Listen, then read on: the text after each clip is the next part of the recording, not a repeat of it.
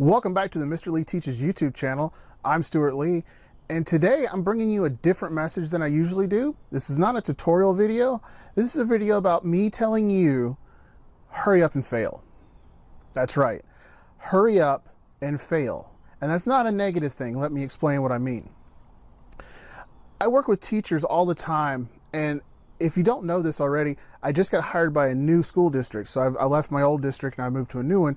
And they hired me specifically because I was good with working with teachers and I had been in the classroom with technology and I was really good at training teachers to use that technology as a tool to enhance the learning environment. And so I find myself once again working with teachers who are brand new to technology in the classroom. And that's not a negative thing at all.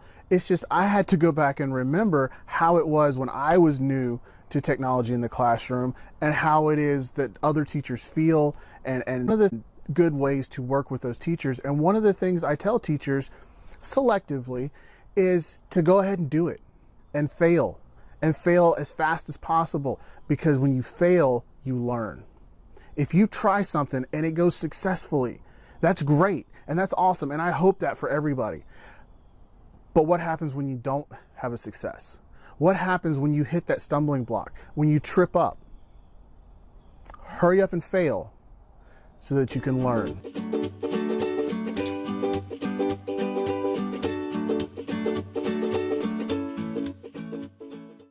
And that's the biggest thing. If you're doing technology in the classroom, if you're trying a new teaching strategy, if you're doing flipped classrooms for the first time, if you're trying something new or there's a new method out there that's available to you, try it. Just do it. Don't sit there and worry about what if this and what if that. I was talking to a guidance counselor just the other day, and she was talking about how teenagers, high school students, are so self-conscious about what other people think and what other students are going to say about them. And she said she made the point to that particular student that nobody's looking at you. Everybody thinks all eyes are on me when you're out on the dance floor for the first time, when you're public speaking, when you're public speaking, eyes are on you.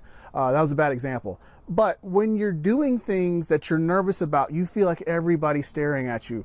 But the reality is nobody's staring at you. I mean, you understand what I'm saying. And so when you have a new opportunity to try technology, to try a flipped lesson, to try using Pear Deck, to try using all these different tools that are available to educators nowadays, just try them, because nobody's sitting there watching you do it. Your principal's not going to be standing at your door, most likely, and watch you as you hopefully succeed, but maybe fail. Hurry up and fail is not a new term. I've heard it somewhere. If you coined it, thank you for coining it, and feel free to leave a comment and I'll give you total credit. But I've also heard it called failing forward. There's a lot of different names for it, but it's really just the scientific method. It's make a hypothesis. I think this will work. I think my students will learn better. Test it. If it fails, reflect on it, go back and try again. It's the exact same thing we teach our kids all the time.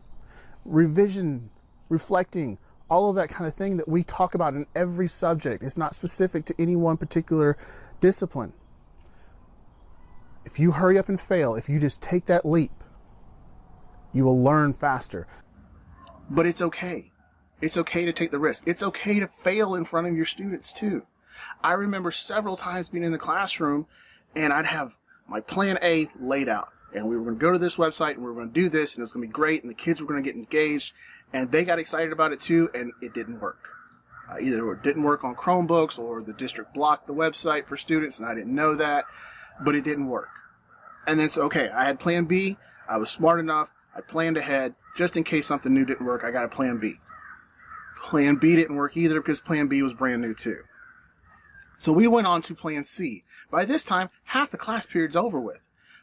But also, the students have gotten involved. They involved themselves in trying to help me troubleshoot, to trying to help me find alternative sources.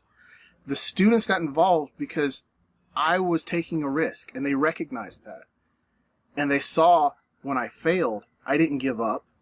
I moved on. I moved forward. I tried to find a new solution. I tried to find a new way of getting across what I wanted to get across. And so the combined class effort, by the way, the end of that story is we ended up going back to just taking notes for the last 15 minutes of class because everything failed that day. But the next day, I learned from my mistakes. We came into class. I had a new website that I had tested ahead of time, and everything went smooth. And the kids were appreciative of that.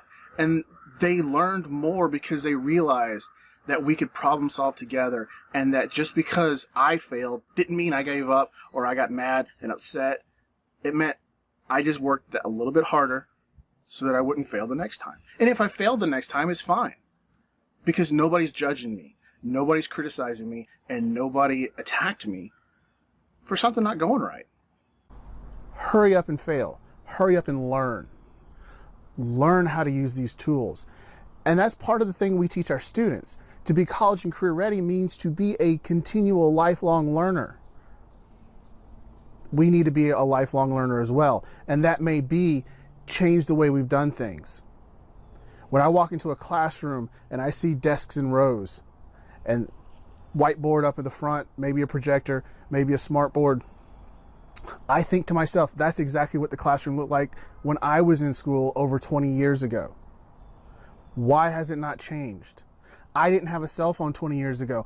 I had dial-up internet 20 years ago. Well, not even. We had two computers at the high school that I graduated from that had internet at the time. Now, 80% of our students have the internet in their pocket. Use the technology, use the tools available, because it does make our life easier. The point of being a teacher is to excite kids, to learn, to want to learn. Students can learn anywhere. They can go to YouTube and learn, just like you're doing right now. They know that. If you needed to know how to change the oil in your car, or change the spark plugs, or rewire your wall switch, you probably will go to YouTube to learn how to do it. Your students do the same thing. They don't need you to give them the information.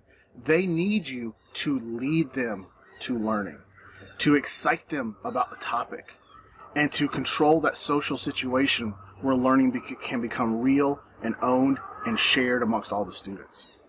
Hurry up and fail, because the faster you do it, the faster you'll learn how it works, or if it doesn't work. You never know. Every time you do something in the classroom, every time you try something new, it may not work. But if you don't try it, you have to live with that fear, and nothing will change. I've made over 70 videos on YouTube. If you go back to my first video, my first 5 videos, they suck. They suck out loud. This video, this is the second time I've done it. I forgot to turn on my microphone last time.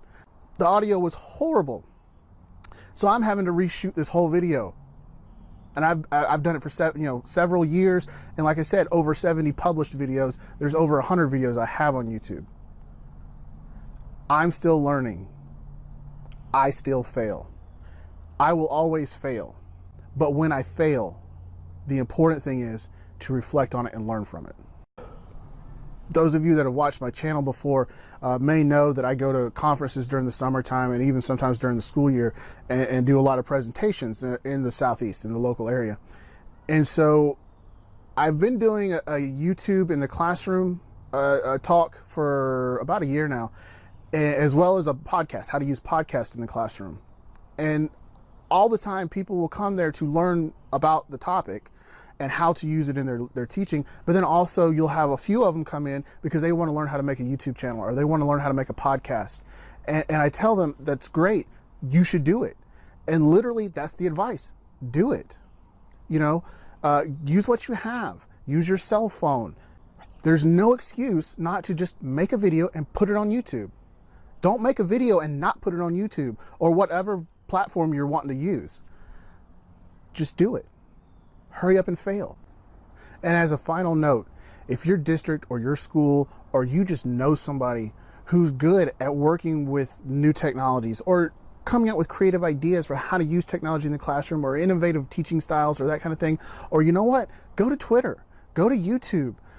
People are full of creative ideas that work, that are tested, that you can go and you can learn from their mistakes so you can make fewer mistakes.